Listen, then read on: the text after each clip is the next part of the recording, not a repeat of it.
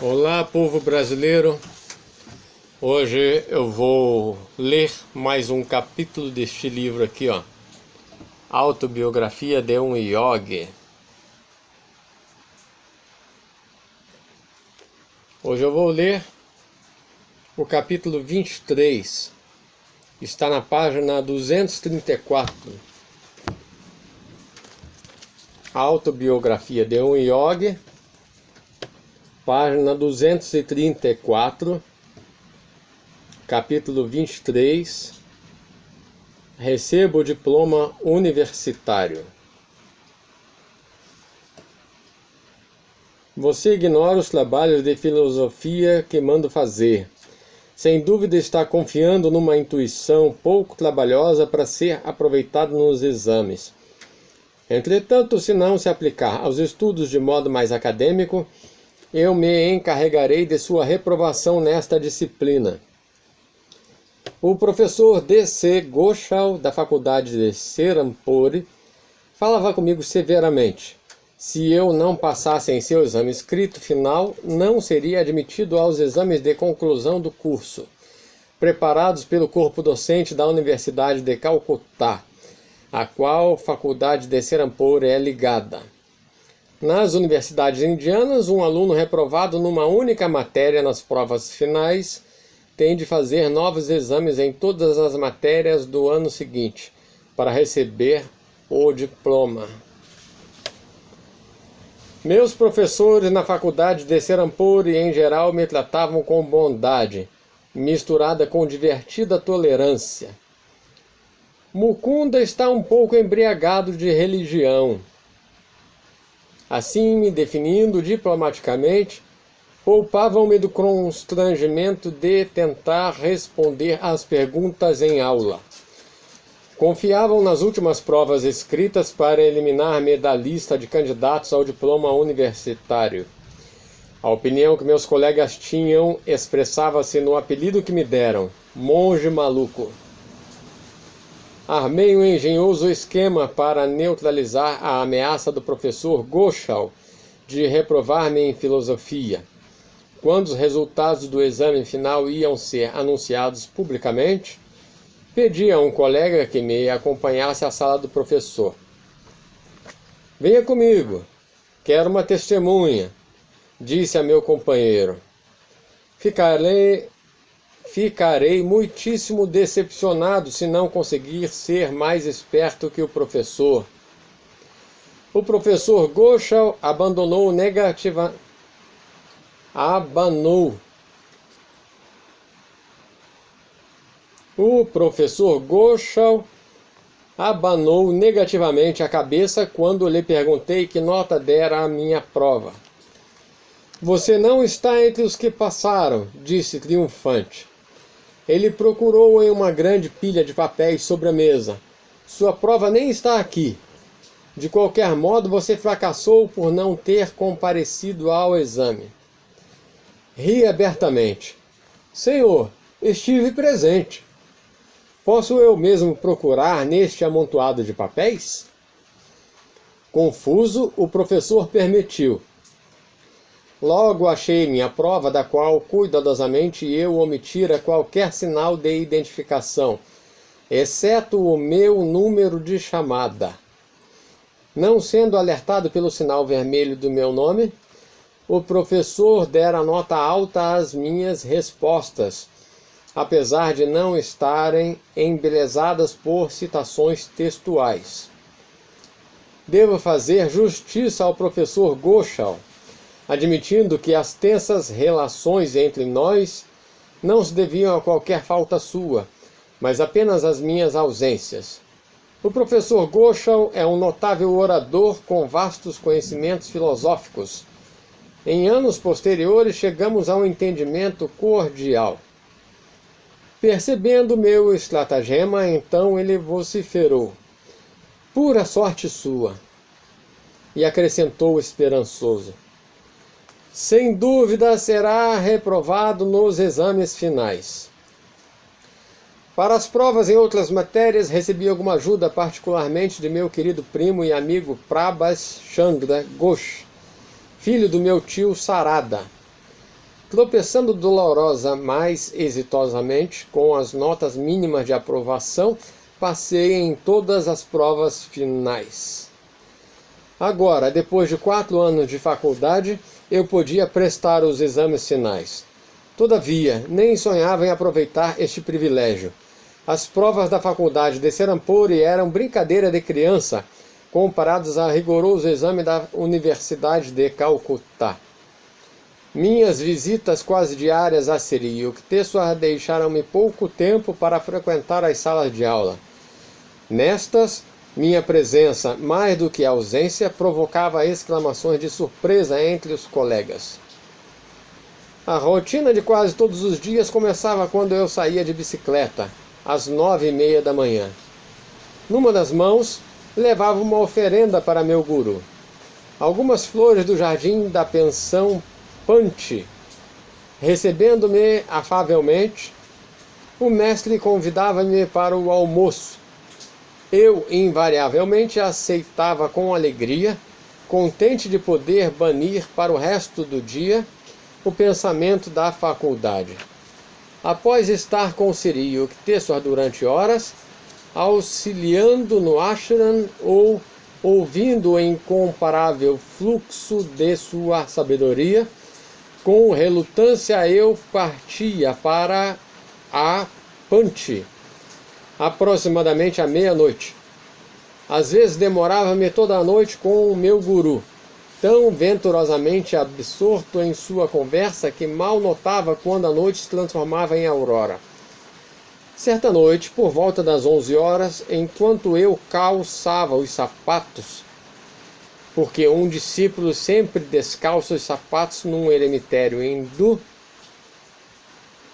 preparando-me para ir de bicicleta até a pensão, o mestre interrogou-me gravemente: quando começam seus exames finais? Daqui a 5 dias, senhor. Espero que esteja preparado. Imobilizado de alarme, segurei no ar um dos sapatos. Mestre, protestei, sabe muito bem que tenho consagrado os dias mais ao Senhor que aos professores. Como posso sujeitar-me a representar uma farsa comparecendo àqueles exames difíceis? Os olhos de Sri Yukteswar transpassavam os meus. Você deve comparecer. Seu tom era friamente peremptório. Não daremos motivo para que seu pai e outros parentes critiquem sua preferência pela vida do ashram. Prometa-me apenas que estará presente aos exames e responda o melhor que puder. Lágrimas incontroláveis corriam por meu rosto. Senti que a ordem do mestre não era razoável e que seu interesse era, para dizer o mínimo, tardio. Comparecerei se é seu desejo, disse num soluço, mas já não me sobra tempo para um preparo adequado. E para mim mesmo murmurei. Em resposta às perguntas, encherei as folhas de papel com os seus ensinamentos. Ao entrar no eremitério no dia seguinte, à hora costumeira, ofereci meu ramalhete a Sri Yukteswar com ar entristecido. Sri Yukteswar riu da minha acabrunhada aparência. Mukunda, alguma vez o senhor deixou de ajudá-lo em alguma prova ou em uma dificuldade? Não, senhor, respondi animado. Lembranças agradecidas surgiram em inundação revivificante. Não foi preguiça, e sim um ardente zelo por Deus que o impediu de buscar honras acadêmicas, disse meu guru bondosamente.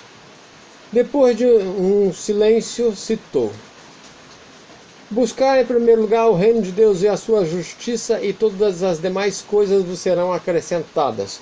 Estas palavras estão registradas na Bíblia Sagrada, no Evangelho de Mateus, capítulo 6, versículo 33. Pela 1000ª vez senti que o peso de minha carga era aliviado em presença do mestre. Ao terminarmos nossa refeição, ele sugeriu que eu regressasse a Panchi. Seu amigo Romesh Chandra Dutt ainda vive na pensão? Sim, senhor. Entre em contato com ele. O senhor inspirará Romesh para que o ajude nos exames. Muito bem, senhor. Mas Romesh está excessivamente ocupado. Ele é o melhor aluno da classe e arca com mais trabalho que os outros. O mestre ignorou minhas objeções. Romesh achará tempo para você. Agora vá. Voltei de bicicleta a Panchi. A primeira pessoa que encontrei no recinto da pensão foi o estudioso Romesh. Como se tivesse seus dias perfeitamente livres, concordou de bom grado com minha tímida solicitação. Certamente, estou às suas ordens. Durante muitas horas naquele dia e nos dias seguintes, ele me preparou para os exames nas várias matérias. Acho que na prova de literatura inglesa haverá muitas perguntas sobre o percurso feito por Shilde Harold. Diz: vamos conseguir um atlas imediatamente. Corri à casa do meu tio Sarada e pedi emprestado um atlas. Romesh marcou no mapa da Europa os lugares visitados pelo romântico viajante de Byron. Alguns colegas se agruparam ao nosso redor para escutar as lições. Romesh está ensinando mal, comentou um deles no fim de uma das sessões. Geralmente, só 50% das questões são sobre as obras dos autores. A outra metade é sobre suas vidas. Quando me sentei para o exame de literatura inglesa, meu primeiro olhar às questões provocou-me lágrimas de gratidão que rolaram pelo rosto e molharam o papel. O monitor da classe veio até a minha mesa e, conduído, perguntou o que se passava. Meu grande guru previu que Romesh me ajudaria. Expliquei. Veja, as mesmas perguntas que Romesh sugeriu estão aqui na folha do exame. Acrescentei. Felizmente, para mim, neste ano há poucas questões sobre autores ingleses cujas vidas, tanto quanto sei, estão envoltas em profundo mistério. O pensionato era um tumulto quando regressei. Os rapazes que me haviam ridicularizado por minha fé nas lições de Romesh quase me deixaram surdo com suas felicitações. Durante a semana de exames continuei a passar o maior tempo possível com Romesh, que formulava as questões a serem propostas, segundo ele, pelos professores. Dia após dia, as perguntas de Romesh apareciam quase com as mesmas palavras nas páginas das provas. Na faculdade, as notícias circularam amplamente de que algo parecido a um milagre estava ocorrendo, e havia probabilidade de êxito para o distraído monge maluco. Não fiz qualquer tentativa de esconder os pormenores do caso. Os professores de Serampore não tinham poder para alterar as questões elaboradas pelo corpo docente da Universidade de Calcutá. Refletindo sobre o exame de literatura inglesa, percebi certa manhã que cometeram um grave erro. Determinadas questões tinham sido divididas em duas partes, A ou B e C ou D. Em vez de escolher uma de cada parte, eu respondera a ambas da primeira sessão e omitira, por falta de atenção, a segunda sessão. A melhor nota que poderia tirar naquele exame seria 33 pontos. 3 pontos a menos do que a nota mínima de aprovação, que era 36. Corri para o mestre e descarreguei minhas dificuldades. Senhor, cometi uma tolice imperdoável. Não mereçam as bênçãos divinas por intermédio de Romesh. Sou indigno delas. Anime-se, Mukunda. O tom de Siri Yukteswar era leve e despreocupado. Ele apontou para a abóbada azul do céu. É mais provável que o sol e a lua troquem de lugar do que você seja reprovado. Saí do eremitério com um ânimo mais tranquilo, embora parecesse matematicamente inconcebível que eu passasse. Olhei uma ou duas vezes apreensivamente para o céu. Soberano do dia parecia firme em sua órbita costumeira. Ao chegar a Panchi, entreouvi o comentário de um colega. Acabei de saber que este ano, pela primeira vez, a nota mínima para a aprovação em literatura inglesa foi baixada. Invadi o quarto do rapaz com tal velocidade que ele levantou os olhos alarmado. Interroguei-o ansiosamente. Monge do cabelo comprido, disse ele, rindo. Por que este repentino interesse em assuntos acadêmicos? Por que gritar na última hora? Mas é verdade que a nota de aprovação acabou de baixar para 33 pontos. Alguns pulos de contentamento me levaram ao meu quarto, onde eu caí de joelhos e louvei a perfeição matemática de meu Pai Divino. Todos os dias eu me emocionava com a consciência de que uma presença espiritual claramente me guiava por meio de Romesh. Aconteceu um incidente significativo por ocasião do meu exame em língua bengali. Romesh, que não me preparava naquela disciplina, certa manhã chamou-me quando eu saía da pensão para ir ao local do exame. Ali está Romesh gritando por você, disse um colega impacientemente. Não responda, ou chegaremos atrasados à sala. Ignorando o conselho, corri de volta para a pensão. Nossos jovens bengalis, em geral, passam facilmente na prova de Bengali, disse Romesh. Mas acabei de ter um pressentimento de que, este ano, os professores planejam massacrar os alunos com questões sobre os livros de leitura obrigatória.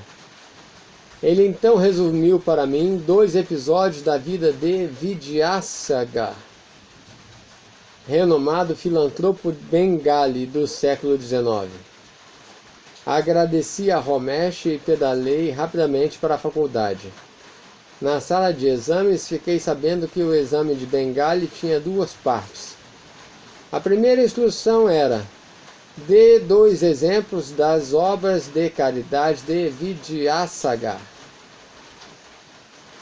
Esqueci as palavras exatas da instrução, mas lembro de que se referiam às histórias que Romesh acabara de me contar sobre Vidyasagar.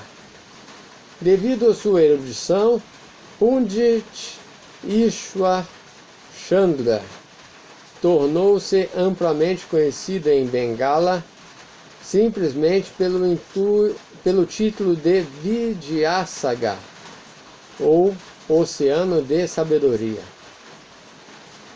Enquanto eu transferia para o papel os conhecimentos tão recentemente adquiridos, murmurei uma pequena prece em agradecimento por haver atendido ao chamado de última hora de Romesh. Se eu ignorasse os atos de caridade feitos por Vidyasagar, que agora incluía um feito para mim, não teria passado na prova de Bengali. A segunda instrução na folha de exame dizia: escreva um ensaio em Bengali sobre a vida do homem que mais o inspirou. Querido leitor, acho que não preciso dizer quem escolhi como tema. À medida que cobria as páginas e mais páginas com louvores a meu guru, sorria ao ter consciência de que minha previsão sussurrada estava realizando. Preencherei as folhas com os seus ensinamentos. Não me senti inclinado a pedir ajuda a Romesh sobre a prova de filosofia. Confiando em meu longo treinamento sobre Siri Yukteswar, Desprezei sem perigo as aplicações dos compêndios. A nota mais alta em todos os meus exames foi a de filosofia. As notas em todas as outras matérias foram apenas dentro do nível de aprovação. É um prazer registrar que meu altruísta amigo Romesh recebeu seu grau universitário cum laude. Papai prodigalizava sorrisos no dia da formatura. Custava-me crer que você seria aprovado, Mukunda confessou. Você passava tanto tempo com seu guru. Meu mestre captara com exatidão a crítica silenciosa do meu pai.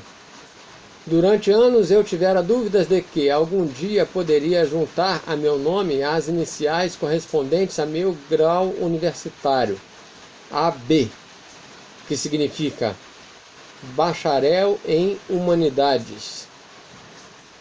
Raramente uso o título sem refletir que foi uma dádiva divina, a mim conferida por motivos um tanto obscuros.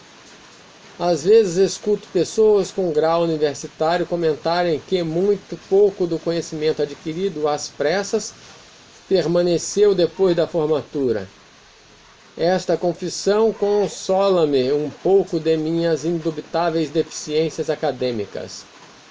Em junho de 1914, no dia em que colei grau pela Universidade de Calcutá, ajoelhei-me aos pés de meu guru e agradeci por todas as bênçãos que fluíram da sua vida para a minha.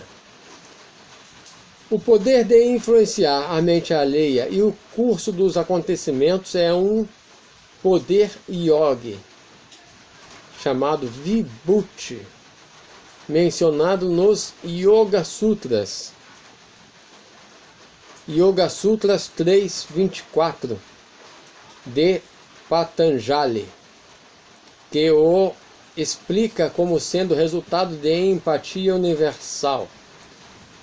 2 livros acadêmicos sobre os sutras são Yoga System of Patanjali, Sistema da Yoga de Patanjali, volume 17, Oriental Series, Universidade de Harvard, e Filosofia da Yoga, por Dasgupta, editora Klubner, Londres. Todas as escrituras proclamam que o Senhor criou o homem à sua onipotente imagem. O controle sobre o universo parece sobrenatural, mas, na verdade, este poder é natural e inerente a todos os seres humanos que alcançavam a lembrança correta de sua origem divina. Homens de realização divina, como Siri Yukteswar, estão livres do princípio do ego, Ahankara, e de seus surtos de desejos pessoais. As ações dos verdadeiros mestres estão em harmoniosa conformidade com Rita, justiça natural. Nas palavras de Emerson, todas as grandes almas tornam-se não virtuosas, e sim a virtude. Então a finalidade da criação é cumprida e Deus se mostra satisfeito. Qualquer homem de realização divina pode executar milagres, porque, à semelhança de Cristo, compreende as leis sutis da criação, mas nem todos os mestres escolhem o exército de poderes fenomênicos. Cada santo reflete Deus à sua maneira. A expressão da divindade é básica num mundo onde 2 grãos de areia não são exatamente iguais. Regras invariáveis não podem ser formuladas sobre os santos iluminados por Deus. Alguns efetuam milagres e outros não. Alguns são inativos enquanto outros, como o rei Janaka da Índia Antiga e Santa Teresa de Ávila, relacionam-se com grandes obras. Alguns ensinam, viajam e aceitam discípulos, enquanto outros passam suas vidas tão silenciosa e discretamente como sombras. Nenhum crítico mundano pode ler o secreto pergaminho do karma, ações passadas que, ao se desenrolar, tem para cada santo um roteiro diferente. Levante-se, Mukunda, disse ele com indulgência. O Senhor simplesmente achou mais conveniente você se formar do que trocar o sol e a lua de lugar. Fim do capítulo 23.